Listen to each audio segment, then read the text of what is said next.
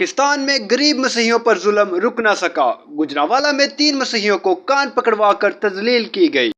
حکومت اور مسیحی نمائندگان خاموش۔ نام ہے آپ سب کو میرا سلام۔ میں آفتاب خرم، چیئرمین سود مکاؤ تحریک۔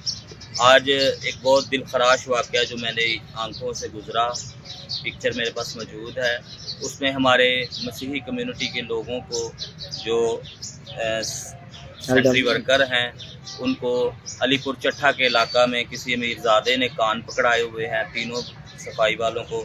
تو میں سمجھتا ہوں یہ انسانیت کی بھی توہین ہے۔ یہ ستھرا پنجاب کا نعرہ مریم نواز نے لگایا، لیکن ستھرا پنجاب کرنے والوں کے ساتھ آئے دن روز ظلم زیادتی سینہ زوری بدماشی ہوتی ہے۔ اس چیز کا خوب نوٹس لیا جائے۔ سود مکاؤ تحریک پاکستان کی پوری تنظیم، ہر ایک ورکر، کارکن، صدر اس چیز کی مذمت کرتا ہے، پرزور مذمت کرتا ہے۔ تو میں سمجھتا ہوں کہ اس کا بھرپور نوٹس لیا جائے، اس پر FIR دی جائے، تاکہ آئندہ کوئی بھی کسی غریب آدمی کے ساتھ اس طرح کا ظلم زیادتی سینہ زوری بدماشی نہ کرے۔